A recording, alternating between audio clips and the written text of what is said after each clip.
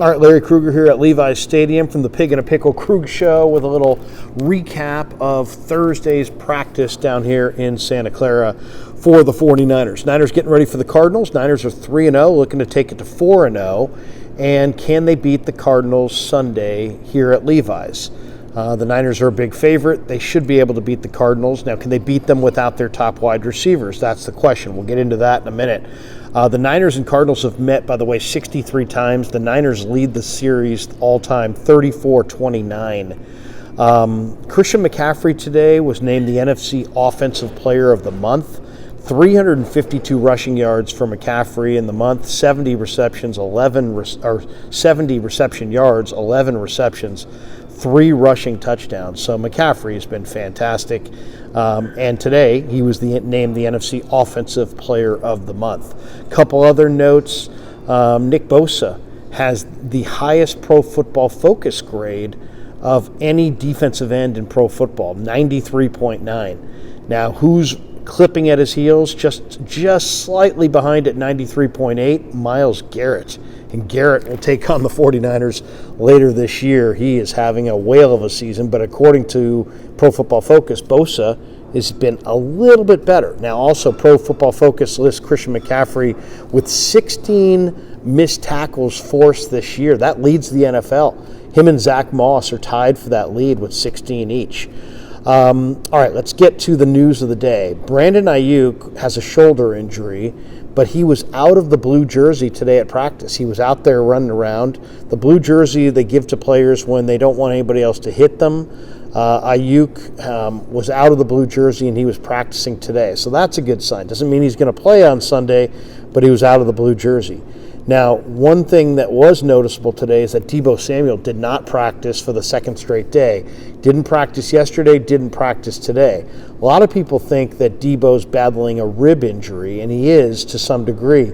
But he also, it sounds like, has a deep bone bruise on the knee going back to the Giants game. If you watch the film again, you'll see on the very first possession, Deebo ran out of bounds on the Giants sideline and banged his left knee really hard on the surface that the players stand on along the sideline, which is just a tarp over grass, but man, he banged it hard.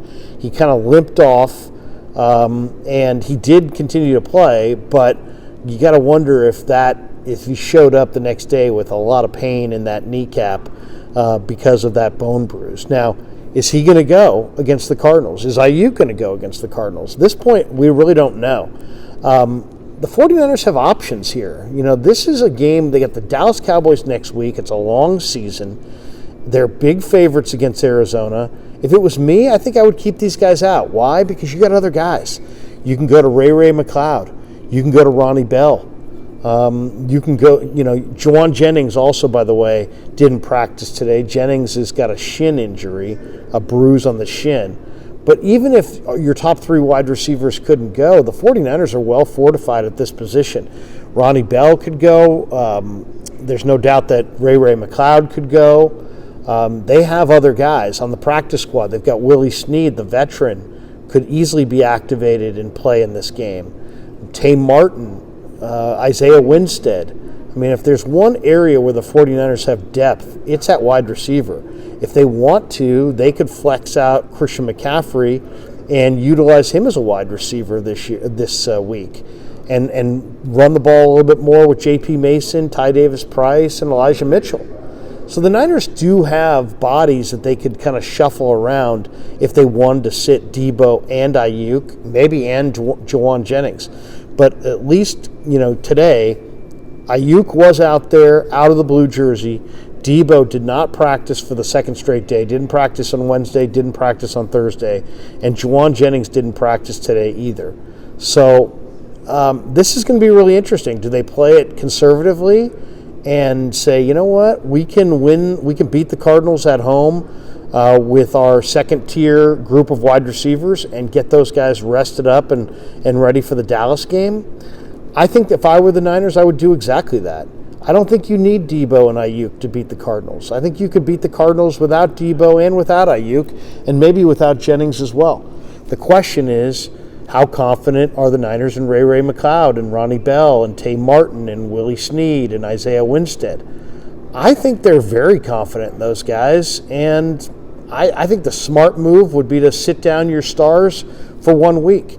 You need Deebo and Aiyuk to win the Super Bowl. You need Deebo and Aiyuk to beat the Eagles. You need Deebo and Aiyuk to beat the Dallas Cowboys in a week. But I don't think you need Deebo or Aiyuk to necessarily beat the Cardinals, and you have other guys. And I think I would lean on those other guys. Willie Snead's a veteran, and he's been practicing really well. He had a great summer.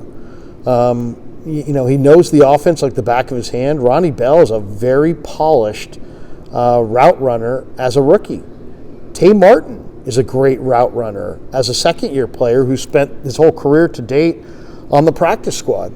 So they have options. They don't have to go to Deebo. They don't have to go to Aiyuk. Heck, they don't have to go to Jennings. And to me, that's going to be maybe the key thing to look for going into Sunday. Also, Dre Greenlaw, who's been battling a lower ankle sprain, was back at practice today. Talk about a quick healer. He sprained the ankle last Thursday against the Giants. He said he wasn't going to miss any time, and today he was back at practice. So I would expect Greenlaw is going to go on Sunday. So there you go. That's the breakdown here in Santa Clara. Had a chance to go into the locker room and do some interviews. I asked Chris Forster about the differences in this Cardinal front than the Giant front, and it's a different challenge. The Cardinals rarely blitz. The Giants blitz Brock Purdy 85% of the time.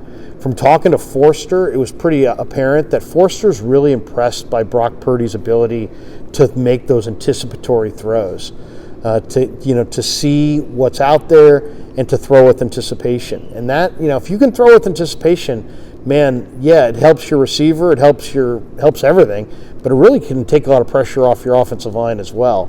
And Forster, talked a little bit about that today. Also had a chance to talk to Steve Wilkes today, and I asked Steve what I think is also one of the burning questions going into Sunday, which is, what is the game plan going to look like defensively? The Niners have two things going on at the same time.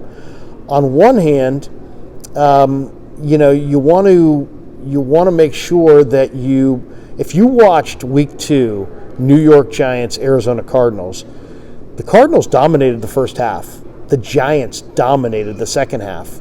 And Joshua Dobbs was bothered by Wink Martindale's, blitz packages and exotic pressures, and to the point where Cardinals were pretty much did nothing in the second half of that game. So I asked Steve, are you tempted to send extra rushers at Dobbs because you saw how much pressure and how he struggled against pressure?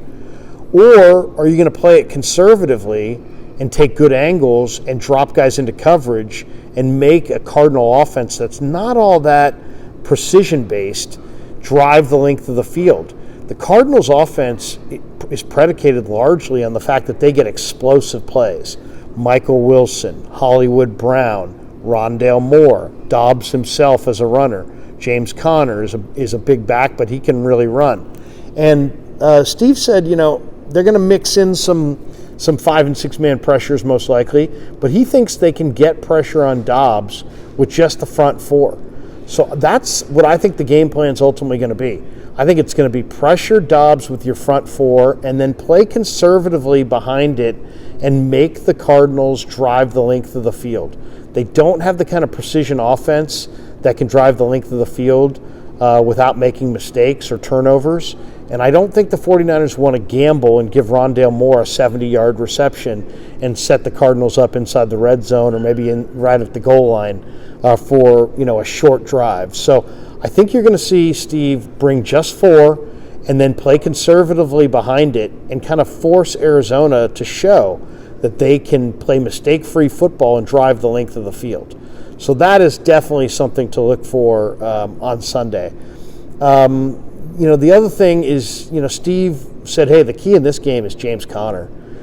James Conner's a big back, and you got to go low. You got to gang tackle him. You can take some bad angles because he runs faster than you think. So it's rally to the football, get a lot of hats on James Conner, Don't let him get into a rhythm. Play conservatively and against the Cardinals' speed. Don't give Rondale Moore and Michael Wilson and Hollywood Brown chunk yardage plays.